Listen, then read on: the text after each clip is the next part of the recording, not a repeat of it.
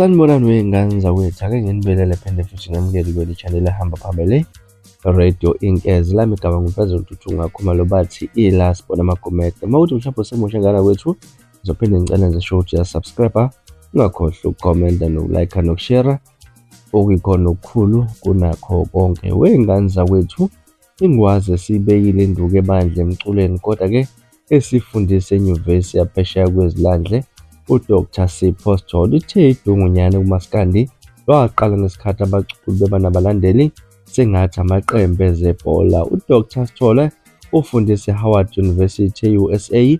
Ukhulume kanje ngesikhathi isolezwe ngempelasonto limcela ukuba Phawule ngokwanda kwezigameko zokubulawa kwabalandeli balo mculo. Ngolwesine kuvela imibiko yokuthi sekudutshulwe kwabulawa obezibizwa ngomhlaziyi walo mculo ku-TikTok uSiqiniseko Mvelaso wamaphumulo.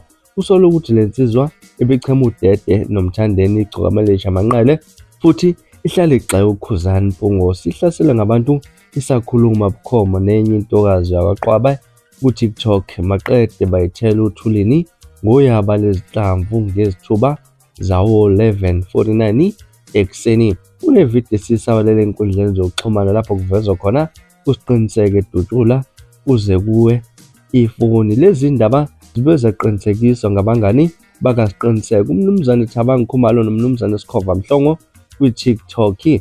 Lo zibize ngodadewabo nethe ungumfowabo ongathalakanga amagama akhe. Bathe-ke bazibonele mathupha uSiqiniseko edindelezile endaweni yesigameko. Nakuba kunjani, kodwa ukhulumela amaphoyisa aseGauteng uCaptain Tshwaru Sibeko akakwazwanga ukuqinisekisa lesi sigameko ngenxa yokungatholakali kwe-case number. Ebulawa nje uSiqiniseko uqale wathunjwa nyakenye wazibiza ngamaphoyisa ngaphambi kokudunela ikhasi le-TikTok kule nyanga. Nakuba seyisidumbu sesibili lesi siphuma ngenxa yezinkulumo ze-TikTok emuva kukaDubula Mbathu owabulawa nyakenye Steve Kawashi eshisanyama eGoli. Kuze kube manje sebangaphezulu kuka-10 abalandeli bamaskandi esebebulewe ngenxa yokungcofana kwamaqhawe abo.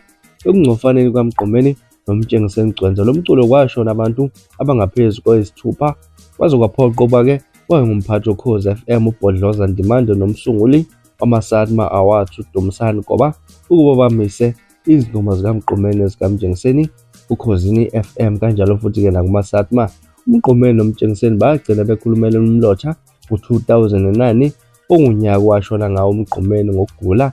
Emuva kokushona kaMtshengiseni ngo-2015 uDungunyane luqale phansi okungcofana uKhuzani waseNkandla nomthandeni waseMdletsheni, kangangoba ngo-2017 wadutshulwa kwabulawa abalandeli ababili kwinqobo ka-Music Festival eCurrisfontein Stadium eThekwini.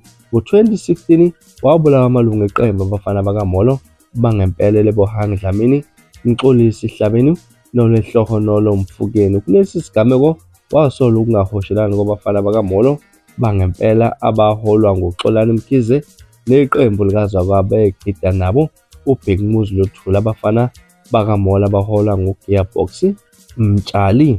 Konakala nje ngesikhathi abaculi sebeba nabalandeli engathi amaqembu ebhola. Usho nje kwi-reggae kusaphila uBob Marley, uJimmy Cliff noBenny Willer nabanye akukaze kube khona abathandi bomculo lapho ababekhetha khona, hhayi kuze kuchitheke igazi. Lokhu kukhombisa ukuthi abantu sebengenela udumo nokuduma, hhayi umculo. Wake wazwapha kuthiwa abalandeli bePirates neChiefs nabamaZulu babulelene, kuchaza uDr Sithole ogcizelele wathi-ke angahamba uqede umhlaba kodwa ngekhe ubone izihlabani zomculo ziqhoshelana zodwa. Ngeke ubone uSnoop Dogg noCeline Dion benochaka chaka bebhala ezinkundleni zokuxhumana bethi niyabona ukuthi abantu bangithanda kangakanani uZaqhoshe nokushelana naye inkundla. uZaqholoshe lona enishelana naye inkundla, ubungane kanye nokungazi lutho sekuphuma isidumbu kungaqali futhi lokho. Ubhale kanjalo ingane zakwethu-ke laphana ingwazi esiyibekile induku ebandla emculweni kodwa efundisa enyuvesi yaphesheya kwezilwandle uDr Sipho Sithole.